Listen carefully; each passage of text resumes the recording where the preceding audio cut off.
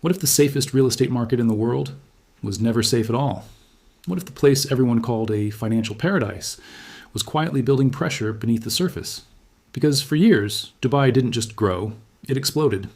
From 2021 to 2025, this city became a magnet for global wealth. Prices were rising steadily, 5, 6, even 8% a year. Not too fast to look risky, but just fast enough to feel unstoppable. Then came the real attraction, rental yields, 6 to 9% returns, in a world where most major cities struggled to hit half of that. In London, investors were lucky to see modest returns. In New York, appreciation was slow, predictable, almost boring. But Dubai? Dubai felt different. It felt like a shortcut. And then came the most powerful magnet of all. Zero tax. No income tax, no capital gains tax, no property tax. A system so clean, it almost didn't feel real. Money flowed in from everywhere. Europe, Asia, Russia, the Middle East. Everyone wanted a piece of this perfect system. And slowly, a belief started forming that maybe, just maybe, this was the one place where you could win without risk, where high returns didn't come with consequences. But that belief was the real trap. Because when something looks too perfect, when everyone is winning, when risk seems to disappear, it usually means one thing: something is being ignored. Maybe it was hidden in the foundations, maybe it was buried in the system itself, or maybe it was something no one wanted to talk about. And then, in early 2026, the first cracks quietly appeared. Dubai looked powerful, independent, untouchable. But beneath the surface, the system was never truly its own. It was connected, tied, dependent. The UAE dirham doesn't float freely. It is tightly pegged to the US dollar, locked in place, which means when the Federal Reserve moves, Dubai has to follow.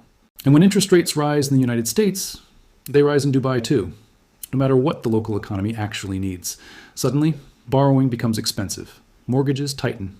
Buyers hesitate, and demand begins to slow. But this isn't new. This has happened before. Back in 2008, Dubai's real estate market didn't just slow down, it collapsed. Prices dropped by nearly 50%. And yet, somehow, that memory faded, replaced by a new wave of optimism, a stronger belief that this time is different. Then came another crack, the greed of expansion. As prices rose, developers didn't slow down. They accelerated. Projects multiplied. Supply flooded the market. Luxury towers, off-plan developments, endless new units.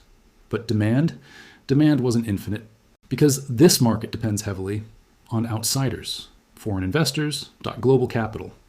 And foreign capital is the most sensitive capital of all. It moves fast, and it leaves even faster. Then comes the illusion few talk about. Dubai may be tax-free, but most investors aren't. From India to the UK, income earned here is often taxed back home.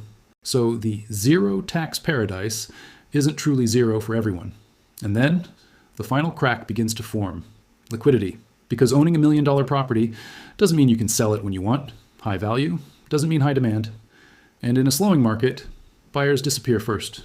So now the question changes, not how much is your property worth, but can you sell it at all? But even now, these were just structural cracks, not the real trigger. The shift didn't begin with a crash. It began with hesitation, a slowdown so subtle, most people ignored it. In early 2026, transaction volumes started to dip, not collapse, not panic, just a noticeable drop in activity. Deals took longer. Buyers became cautious. At the same time, price growth began to stabilize, not rising as fast, not falling either, just slowing down. And that's when the market started to feel different. Because markets don't break when prices fall, they break when confidence fades. The stock market felt it next. Shares of IMAR properties became volatile, sharp moves, sudden uncertainty.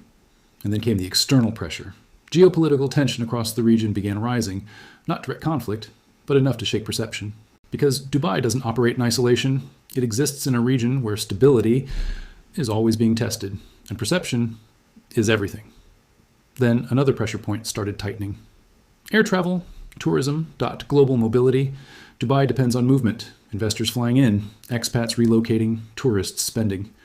When that flow slows down, the entire system feels it. Because fewer people arriving means fewer buyers entering. And slowly, something critical begins to freeze. Liquidity. Homes stay on the market longer. Weeks turn into months. And the most vulnerable segment, luxury real estate, $1 million penthouses, high-end villas, the very assets that once defined success because in uncertain times, there are fewer buyers who can afford them, and even fewer willing to take the risk. That's when the truth becomes impossible to ignore. Dubai doesn't run on oil, it runs on confidence. And when confidence slows, liquidity disappears. The real danger isn't when prices fall, it's when you can't sell at any price. That's when an investment stops being an asset and starts becoming a trap. In 2026, supply didn't slow down. Thousands of new units continued entering the market, tower after tower, project after project. But demand wasn't keeping up anymore. Population growth began cooling compared to peak years. And when supply rises, while demand slows, the pressure becomes unavoidable. This is where liquidity begins to disappear. Properties sit on the market for months. Listings go untouched. Sellers start lowering prices, 5%, 10%, even more. But buyers still hesitate, because in uncertain markets, waiting feels safer than buying, and hesitation spreads faster than panic. Then comes the hidden risk most ignore. Off-plan properties, projects still under construction, funded by future promises. When the cycle weakens, delays begin. Developers face pressure and some projects never fully materialize. Now the illusion starts breaking. That wealth you thought you owned is stuck, frozen, illiquid. This is the golden cage, where million-dollar assets cannot be converted into cash. So what happens next? There are only three paths forward. Best case, the market stabilizes, a soft landing, slow recovery. Base case, growth slows, prices flatten, returns shrink.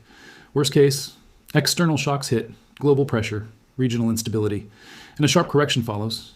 And while this unfolds, smart money doesn't wait. It moves, quietly, strategically, to places like Singapore or stable European markets.